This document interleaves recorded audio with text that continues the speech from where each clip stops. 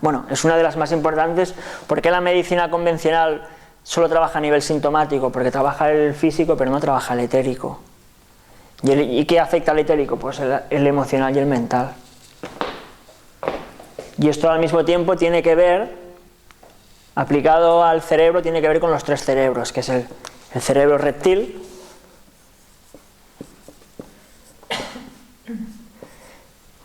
que es donde está la parte más instintiva, ¿no? La más arcaica, la más antigua, ¿no? Donde están la memoria filogenética, todos esos comportamientos que nos llevan a la supervivencia de la especie.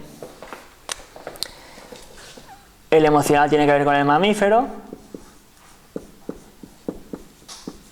que son los mamíferos que ya se empieza a crear nido, relación ahí entre los miembros de la misma especie. Y el mental tiene que ver con el racional.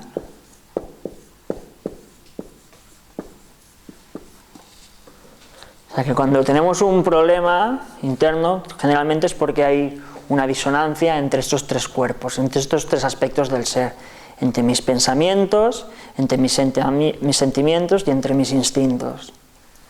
Para que una persona se pueda manifestar de una manera coherente, en el fondo sería para que la información que hay en el punto cero de cada uno de nosotros, en nuestro campo, que nuestro campo es nuestra alma, para que haya salud, el alma se tiene que expresar libremente en el plano de la forma. Pues para que el alma se pueda expresar libremente en el plano de la forma y poder integrar esa experiencia y seguir evolucionando, necesita que la mente, las emociones y los instintos estén alineados.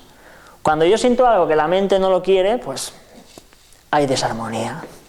Cuando mi mente trata de controlar los instintos, bueno, controlarlos no, porque controlarlos en sí, manejarlos de una manera coherente, tal y cual, tampoco sería malo. Lo malo es reprimirlos, ¿no? Por ejemplo, una mujer que está en el trabajo y un día, una mujer casada, y un día con un compañero de trabajo, pues no sé, se rozan y experimenta excitación. Y ya le viene el pensamiento, oh, que estás casada, que no sé qué, pero ¿cómo puedes ahí ponerte cachonda con el tío este, que no sé, no sé cuándo?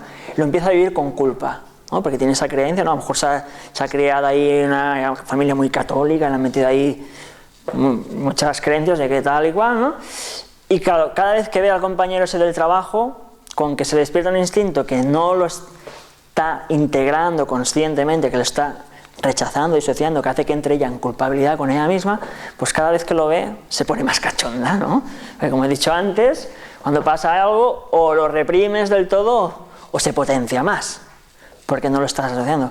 Con eso no quiere decir que cada una se tenga que acostar con tus compañeros de trabajo, simplemente es cuando o sea, somos animales también, hay una parte animal, una parte instintiva, que con, bueno, el roce dicen hacer el cariño, ¿no? Que podemos experimentar cosas, pero cuando tú lo experimentas es simplemente aceptar, decir, pues he experimentado esto, y no alimentarlo. El problema está cuando entras en conflicto con eso que has experimentado, que hace que esa parte tuya, de tu alma, de tu esencia, ese potencial tuyo que no quieres, con el que entras en dualidad, con el que tratas de rechazar, de llevar a la sombra, pues claro, la sombra tiene que volver a la luz para integrarse y trascenderse. Entonces, desde el inconsciente, la sombra nos va a ir manipulando, ¿eh? Aunque nos creamos que casi todo lo que hacemos lo hacemos de la conciencia, dicen que más del 90% de lo que hacemos lo hacemos inconscientemente, ¿eh? Como decía Gurdjieff, en el fondo somos robots, somos máquinas, estamos llenos de automatismos que nos controlan, aunque luego nosotros busquemos razones mentales para justificar el automatismo que acabamos de hacer.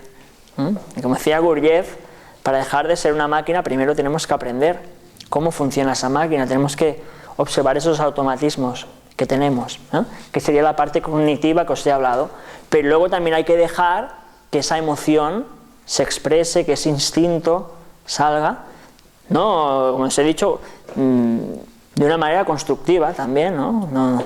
No quiero que todas seáis infieles con vuestras parejas, ¿no?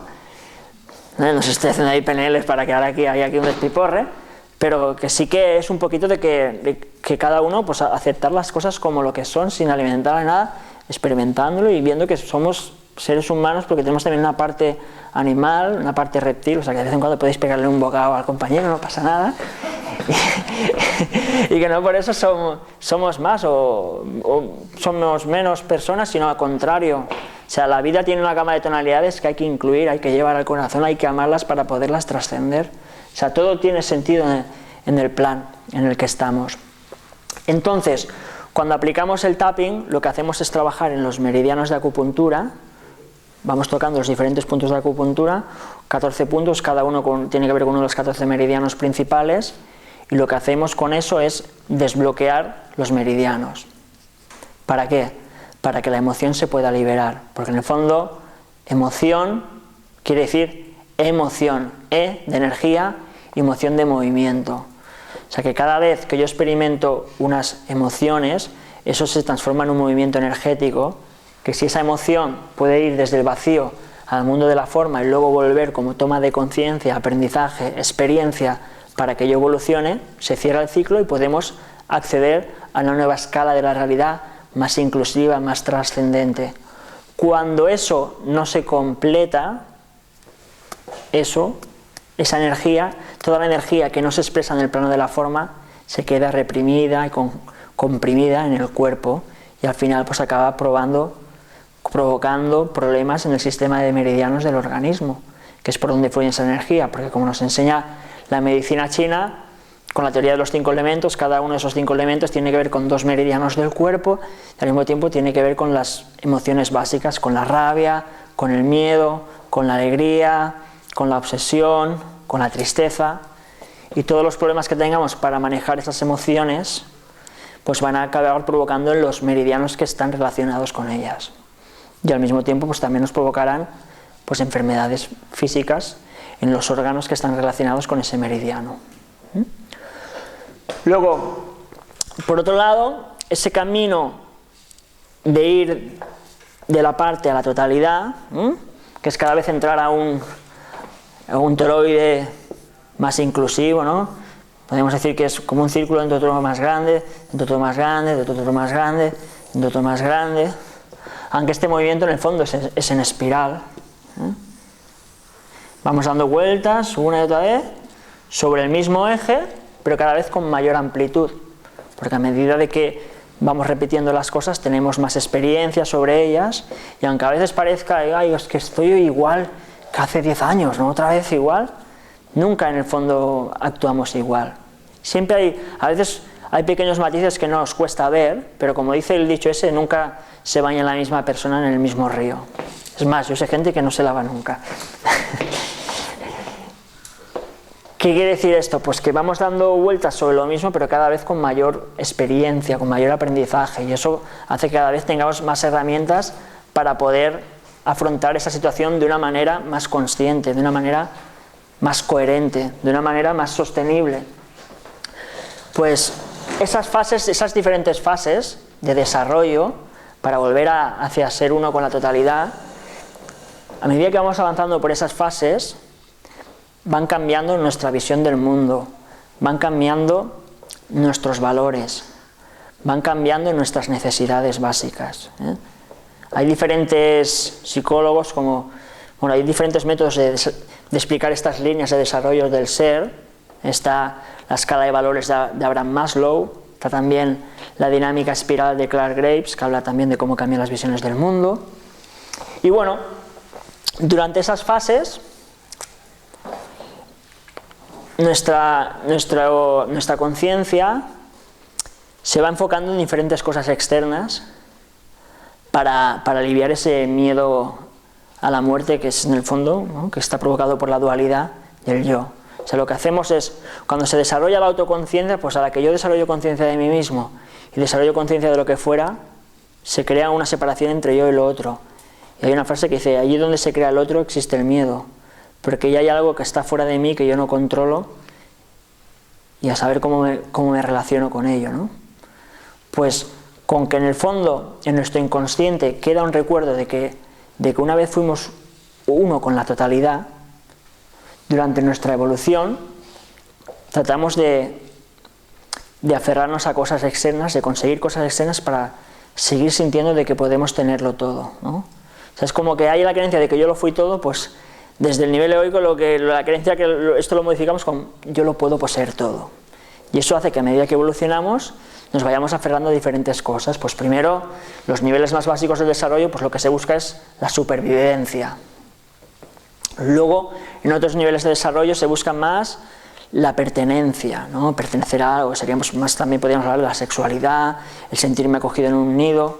Luego lo que se busca es el poder, ¿no? Luego ya se busca la autosuficiencia, se busca la autorrealización.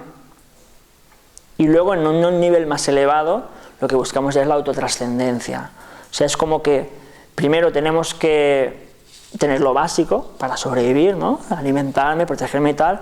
Luego buscamos pues también sentir que pertenecemos a algo.